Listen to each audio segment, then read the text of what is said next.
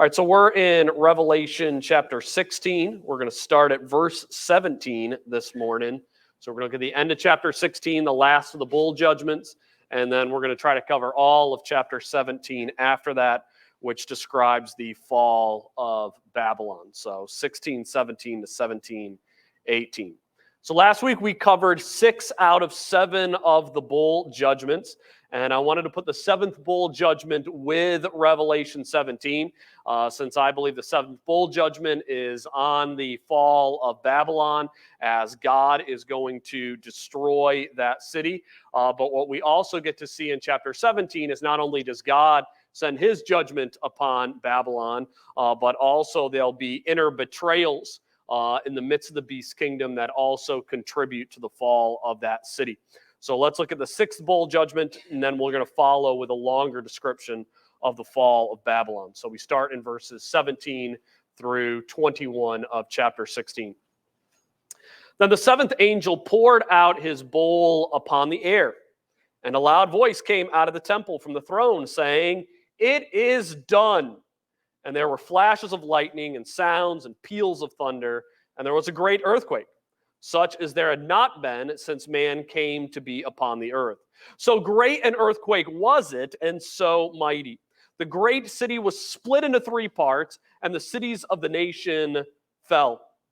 Babylon the Great was remembered before God, to give her the cup of the wine of his fierce wrath. And every island fled away, and the mountains were not found. And huge hailstones, about 100 pounds each, came down from heaven upon men, and men blasphemed God because of the plague of hail, because its plague was extremely severe.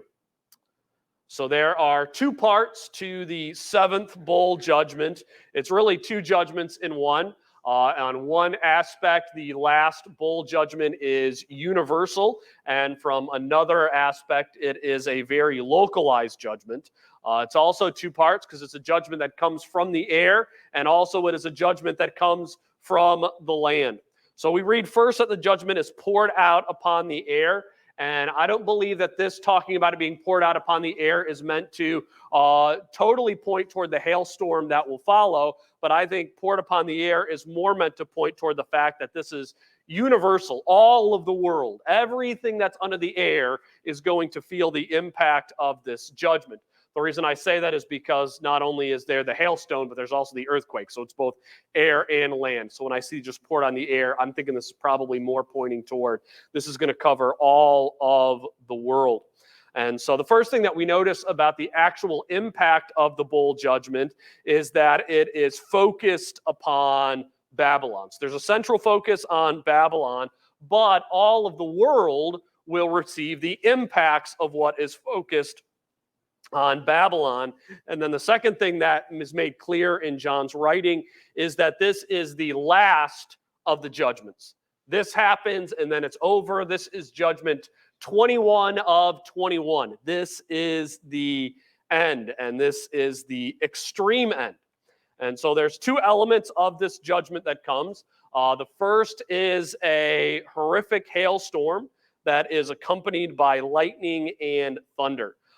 This hailstorm is awful in a way that is probably, I would say, definitely worse than anything that came before, which is kind of insane when you think of all the things that came before. All the waterways being turned into blood, fresh water being turned to blood, all the trumpet, all the seal judgments. This one is worse. And to understand how worse it is, we got to think about just how big these hailstones are that will fall from the heavens. We read here that the hail will be up to the size of a single talent. A talent at that time period was a measurement of weight that went between 107 to 130 pounds. And then to put that in perspective, the largest hailstone that has ever been recorded weighed 1.9 pounds. We have never had a 2-pound hailstone recovered before. So you need to understand, and that 1.9 pound hailstone, it left a 10-inch crater in the ground when it fell. We know 1-pound hailstones can destroy property. They can be deadly. And imagine we are multiplying that by 100-fold. So if anyone is outside during this hailstorm, they will not survive. Many people who will be inside homes, inside buildings, they will die as well, because this will obliterate many, many structures all across the world. And the crazy thing is that the hailstorm is 1/2 of this judgment. It's not the entirety. It could be the entirety in of itself, but it's half of it, because the other half of this judgment is an earthquake that's going to be centered upon the city of Babylon. John will end up repeating 4 times in here that Babylon is the great city. So when we read that this earthquake will be centered on the great city, we know that that great city is Babylon, because it's repeated again and again and again in chapter 18. So this is taking place right in Babylon. And there'll be 2 aspects of this city. First, the earthquake will split the city of Babylon into thirds. It will divide the city up. Second, the aftershock of this earthquake that spreads across the globe will be so severe that we read that mountains will be leveled, and you will have islands that will just entirely disappear, sink into the ocean, be washed away by massive waves. This will be an earthquake that will be as severe in compared to all earthquakes that came before as the hailstorm will be in severity compared to all hailstorms that came before. And we see that God in this judgment, what he's doing is he is literally remaking the land masses upon the earth in the 7th bowl judgment. I wonder if possibly, this is totally Shawn Wilson theory land, if maybe God is moving the land masses back into the form that they were before the flood came upon the earth. But this is going to be massive in the way that it'll change the very nature of the planet and the land upon which people can live. And the center of this earthquake will be Babylon. As one of the main impacts of this will be that one thing that people will know is that God did not forget about Babylon, but his fierce wrath came upon that city with such impacts that it will be felt upon the entire world. So in my opinion, this is easily the most horrific of the 21 judgments, far worse than what has come before. Either the earthquake or the hailstorm alone could have been the 7th judgment, but it is terribly devastating having them both together. And then one of the sort of the tragic consequences of this, we see yet again that people living on earth will know that this is from God, and instead of turning to God in repentance, they will blaspheme God in hatred. And I think this will be the catalyst that'll really get the armies of man marching upon Jerusalem to try to destroy God himself. But obviously they won't be successful to that. And following this description of God's judgment upon Babylon, John's going to now, in chapter 17, focus even more on Babylon and show that, interestingly enough, their downfall wasn't just simply from God's judgment, but it is also because of inner turmoil in the beast's kingdom as well. So let's begin by looking at Babylon in verses 1 through 6. Then one of the 7 angels who had the 7 bowls came and spoke with me, saying, "Come here, I will show you the judgment of the great harlot who sits on many waters, with whom the kings of the earth committed acts of immorality, and those who dwell on the earth were made drunk with the wine of her immorality." And he carried me away in the spirit into a wilderness, and I saw a woman sitting on a scarlet beast, full of blasphemous names, having 7 heads and 10 horns. The woman was clothed in purple and scarlet and adorned with gold and precious stones and pearls, having in her hand a gold cup full of abominations and of the unclean things of her immorality. And on her forehead a name was written, a mystery: Babylon the Great, the mother of harlots and of the abominations of the earth. And I saw the woman drunk with the blood of the saints and with the blood of the witnesses of Jesus. When I saw her, I wondered greatly. So I don't want to spend a lot of time on these particular verses because the rest of the chapter is spent explaining what these verses, what this picture means. But we have a vision that's just really bizarre of a woman sitting on a beast with 7 heads. So bizarre, I tried with artificial intelligence to get it to make a decent image of what this is, and it just could not do it because it is such a weird image. But a couple of notes on what we're seeing before we dive into the angel's explanation. First is that Babylon is labeled in verse 5 as the great mother of harlots and abominations. And this means that Babylon is one bringing extremely sinful character into the world, more so than we've seen before.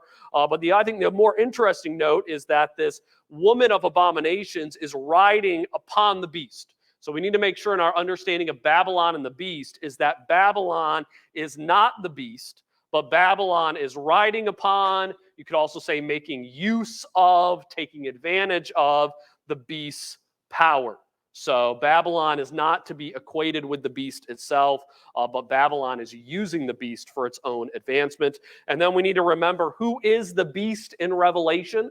Well, we always need to determine that based upon context, because the beast at the same time is both the singular head, the ruler of this final kingdom. Popularly, people call him the Antichrist today, but also the beast is the kingdom of the Antichrist, so the entire kingdom's authority. So whenever we look at who the beast is, we always got to make sure that we're paying attention to the details to see, are we talking about the man who's over the kingdom, or are we talking about the kingdom itself? So here we have Babylon, this harlot.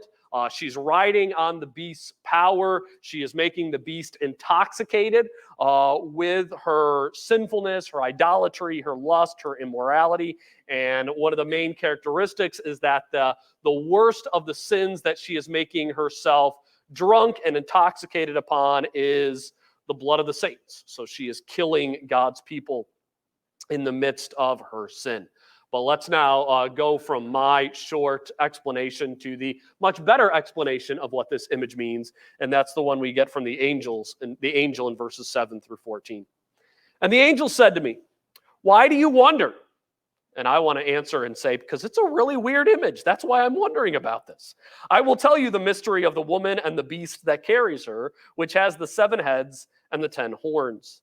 The beast that you saw was and is not, and is about to come up out of the abyss and go to destruction. And those who dwell on the earth, whose name has not been written in the book of life from the foundation of the world, will wonder when they see the beast, that he was and is not and will come. Here is the mind which has wisdom. The 7 heads are 7 mountains on which the woman sits, and they are 7 kings. 5 had fallen, 1 is, and the other has not yet come. And when he comes, he must remain a little while. The beast which was and is not, and is himself an 8th, and is one of the 7, he goes to destruction. The 10 horns which you saw are 10 kings, which have not yet received the kingdom, but they have authority as kings with the beast for 1 hour. These have one purpose, and they give their power and authority to the beast. These will wage war against the Lamb, and the Lamb will overcome them, because he is Lord of lords and King of kings, and those who are with him are the called and chosen and faithful." So let's just check off here what we're taught by the angel, because it's a lot of different things, so hopefully we'll be able to run through it all. The first thing that we see here is that the beast will end up titling himself, or maybe the false prophet will give him this title, but the title he'll go by during this time period is the beast who was, is not, and will come. I believe this is talking about the individual ruler over the government. This is repeated twice in verse 8. We also have it again in verse 11. I think the meaning of this title, I think, is pretty clear enough. I think it's probably saying 2 things at once. One, the beast is using this title to mock the Lord. We know the Lord, the meaning of God's name is that he is the I am, the always existed one. So he is the one who was from the beginning. He's the one who was, and who is to come. But the beast shifts it slightly by saying that he is the one who was, who is not, and who will come up from the abyss. And so I think probably the purpose of this is twofold. Is one, the beast is trying to mock God by taking a title and a name that's very similar to his. But I think this is not only meant to mock God, but it's also a way for the beast to flex his power and let people know that he is more superior than everyone else.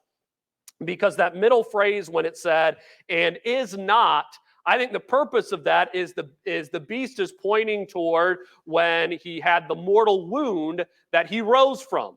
And he's saying, I was, and then I died, and guess what, everybody? I'm coming back again. And meant as a way to flex and say, I've rose from the dead. I got power that you don't have, so don't mess with me. So he's mocking God and then showing everybody that he has a superior might and power at the same time. So that's what the title of this beast, I believe, is meant to do. Next, the beast, and this is talking about the beast's government and not the beast who is in charge of the government. The beast's government is described as having 7 heads that are 7 mountains on which the woman sits. Now, this is the most difficult part of this prophecy. First, because, again, we need to go back and forth between the beast being the kingdom and then the beast being the ruler of the kingdom. So that always makes it a little bit confusing. I think it would be just as confusing as if in America, if our next president that we voted into the presidency was someone by the last name of America. It would probably throw everybody in the world off all kinds of ways if we had President America, who is the president of America. This is kind of what we're having happen here with the beast. So a little bit of a headache. That's why we got to be careful here. But we know this is the entire kingdom because here we're talking about the beast being made up of 7 kings. So obviously that one ruler is not made up of 7 kings. And according to this, we read that 5 of those kings already came. One of those kings is present during the time of John's writing of Revelation. And then there's one king who is yet to come. And the way these 7 kings or hills are labeled should be our key to identifying the significance of who these kings and mountains are. Because the kings are called the 7 mountains. So if we can identify the king, we can also identify the significance of the 7 mountains. And I think it's, in my opinion, I think it's kind of clear if you know what we see in Daniel, which is our background for this, who these 7 kings would be. And that is the 7 kings are the 7 major world empires that God has as the Gentile empires that will rule over the world. 5 of those empires came before the time of John. So 5 of the 7 kings that came before are Egypt, and then Assyria, and then Babylon, and then Persia, and then Greece. And then there's one that's in existence at the time of John writing this letter, and that is Rome. And then there is a final kingdom that will come at the end, who John says will only be there for a little while. And we know that the beast kingdom will only last for a little while. And so that will be the 7th. So what we learn here is that all of these empires, from Egypt to Rome, what we should actually see them as are 7 manifestations of the same demonic kingdom. The same force that will be behind the beast kingdom at the end was the same force that was behind Greece and Rome and Assyria and Egypt. Satan was behind it all. So 5 had come before the writing of John's letter. Now that John's time has passed, the Roman Empire has fallen.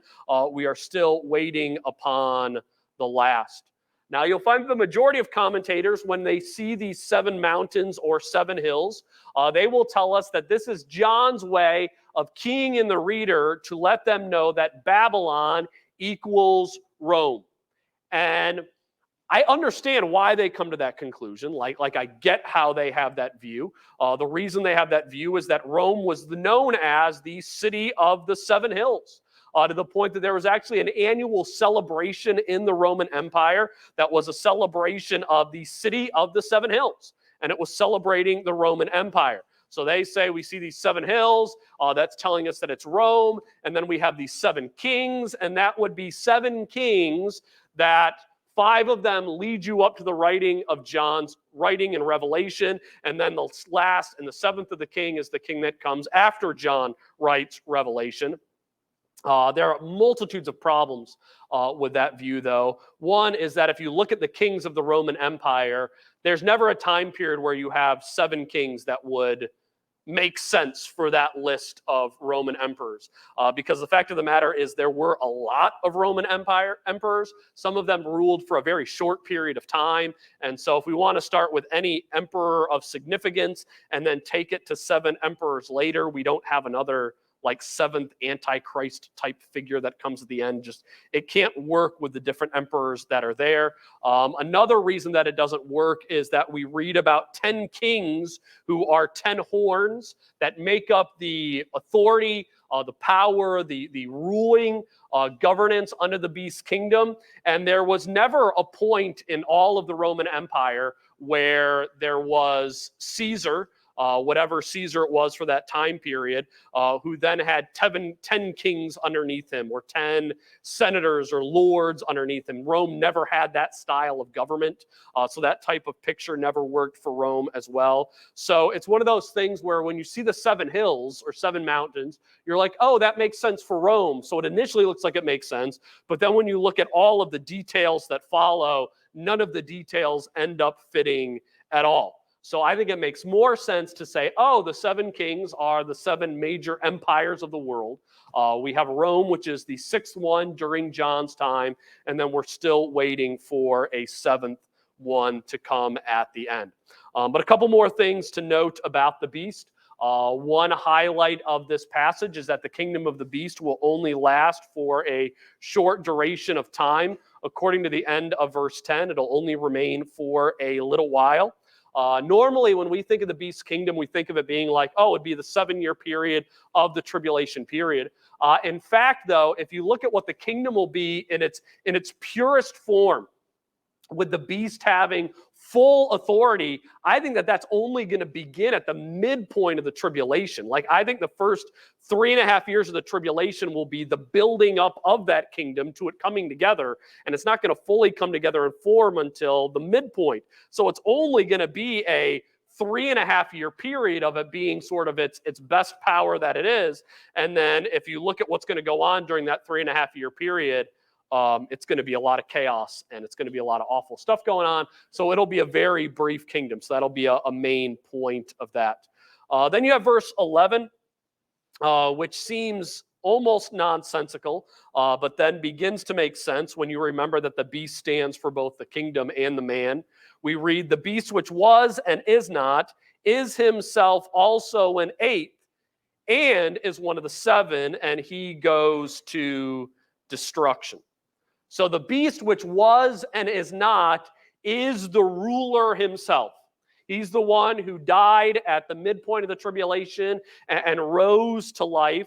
So he's not one of the 7 because he's not a kingdom. All of the 7 are an entire kingdom, but he's just a man. But I believe what it's saying by him being the 8th is I think that this is saying this king himself, this singular man, will so stand apart from his kingdom and all rulers that we've seen before that while he's ruling the 7th kingdom, he will be so terrible in who he is, he will stand apart as an 8th all by himself when he goes forth to destruction. So this, I think, is really highlighting just the terrible nature of the ruler of that kingdom. And he's going to be supported by 10 kings, we read. A coalition of 10 kings will support the beast. They will bring his kingdom together. Frankly, in my eyes, the approaching of the end times will be more clear not as our world moves toward a singular worldwide government, because that won't happen until the beast arises. But I think what will make us look more likely toward the return of Jesus Christ is seeing a consolidation of nations, so that we would end up having 10 major governments all across the world. So if we start seeing like China swallowing up little nations in Asia, Europe coming together to form a single nation, countries in Africa forming together to make larger nations, I think that'll be more paving the way toward what the beast will have, as he will have the 10 kings that will come together to make up his kingdom. And then when they come together, they will have two goals for these kings. Their first goal will be they want to give all of their power to the beast. And then the second goal is that they will want to wage war against the Lamb. They will wage war against believers in Jesus Christ and those who testify in his name. So what we're able to see through this image, interestingly enough, is not so much a picture of the woman and the harlot, because if you notice, all this time, have we been talking about Babylon and the woman and the harlot? No, we haven't. We've been talking about the beast and his kingdom and what she is riding upon. So the point here is not that Babylon is able in and of itself to do all of these terrible things, but the reason that Babylon is going to be able to spread this sinfulness all across the world is because the beast, through its power, is able to pave the way for that to happen. So Babylon, I think, will probably be more the religious, maybe the economic engine of the beast's reign, but it'll be the beast's political power that will allow the economics and the religious impact of Babylon to spread all across the globe. We need to remember that while we don't so often today tie together the economy and religion, for so much of history, religion and economy, they went together so tightly. If you remember, the first reason that Romans opposed Paul when he was spreading the gospel was that they thought that Paul was going to hurt their business practices. It was Paul's going to ruin the silver business when people stopped buying idols and bowing down before them, and that's why they opposed Paul. And so it was tying together this idea of religion and economics. I think we see a lot of that going on with what communism tries to do, because Karl Marx, in his Marxism, one thing he tried to do and bring together very intimately is the idea of economics and atheism, and turn them into one viewpoint that brought together both economic goals and religious beliefs. And I think we're going to see the same thing with Babylon, bringing together an economic and religious perspective that's going to come forth from there. But the reason that Babylon will be able to spread its sinfulness around the world is because of what the beast has done. And Babylon's just simply going to ride upon the beast to have that impact upon the world. And then interestingly enough, when we get to verses 15 to 18, it looks like there's going to be a point where the beast is going to be like, I've had enough of Babylon, and I'm going to take care of her. And he said to me, the waters which you saw where the harlot sits are peoples and multitudes and nations and tongues. And the 10 horns which you saw, and the beast, they will hate the harlot, and will make her desolate and naked. And they will eat her flesh, and they will burn her up with fire. For God has put it in their hearts to execute his purpose by having a common purpose, and by giving their kingdom to the beast, until the words of God will be fulfilled. The woman whom you saw is the great city, which reigns over the kings of the earth. So I wanted to do the seventh trumpet with chapter 17, so the end of 16 with chapter 17, to highlight something, and that is the seventh trumpet is the destruction of Babylon by a great earthquake, the likes of which the world has never seen. It is the fierce wrath of God coming upon Babylon. But we need to see also in chapter 17 that Babylon is judged by God in a second way. It's not just the earthquake, but God also judges Babylon by poking the beast to have the beast itself go after Babylon. So what we read here is that first, the Babylon, the harlots of the nations, what's bringing these sinful religious and economic practices all across the world. It's difficult to say the fullness of which that entails, but the reason that Babylon is going to be able to sit upon the nations is that it is taking advantage of what the beast has done through its one world government. But at some point in the midst of that 3.5-year period, at the end of the tribulation, there will be a shocking turn. And we're going to read that the beast and his 10 horns, they will end up hating the harlot. The beast will end up attacking the city of Babylon. It will strip it bare and burn it to fire. And it will be God himself who will put it into the heart of the beast to destroy the city for the purpose of, I believe, the beast wants to gain control of the industry and the religion of Babylon. So what we have in Revelation 16 and in Revelation 17 is Babylon being destroyed basically by two different directions. One coming from God himself, as God from the belly of the earth, from an earthquake, is going to destroy Babylon. Sending hail down from fire from the heavens is going to destroy Babylon. But also God's going to destroy Babylon by having the beast's own kingdom betray that city for his own ends, but it will end up fitting right with the plans of God.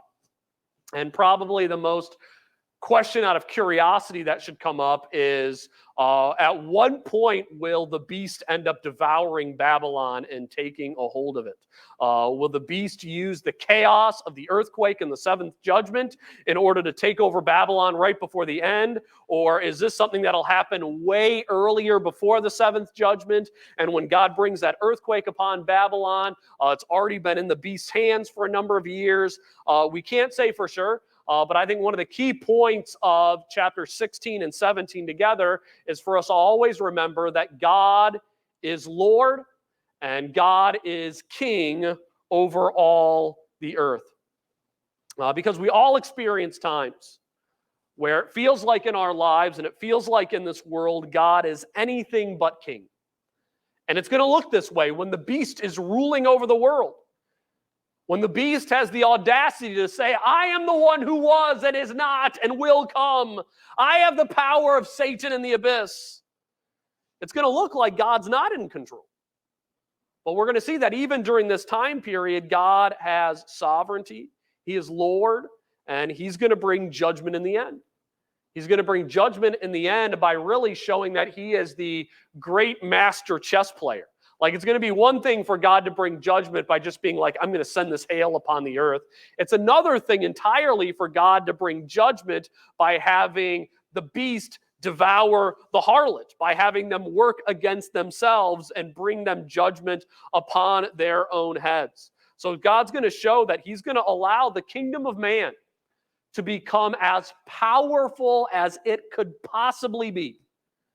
And then when the kingdom of man is at the height of its power, when its goal is to be in complete opposition to the Lamb, to kill Christians at record numbers, that God's going to show himself sovereign and Lord at that very hour. I've heard claimed before that more Christians were killed in the 20th century as martyrs than in all of the first 19th centuries combined. Not really sure how you could know that statistic, but things were kind of awful with the communist reign, so you could see that happen during the 20th century. But I think we're going to have even more killed during this period of the tribulation than during the period of the 20th century that came before. So many people will come to faith in Jesus Christ and then die as martyrs shortly thereafter. And it's going to look like the beast has all the power. It's going to look like the woman, the harlot, Babylon, has all the influence in the world. And in that moment, people are going to say, how could God possibly bring his kingdom to fruition in light of such extreme odds, in light of such a powerful foe? Well, in what will be such a shockingly brief period of time, God will both stir up rebellion and hatred in the heart of the beast kingdom. He will inflame the beast to burn down the city of Babylon. And in a sense, this is going to be, the beast is going to be cutting off his own right hand while he's doing this. And he's going to bring judgment upon the beast through it. And then God's going to send the seventh plague. God's going to bring hailstorms and earthquakes, the likes of which the world has never seen. And he is going to wipe the city of Babylon off the face of the earth.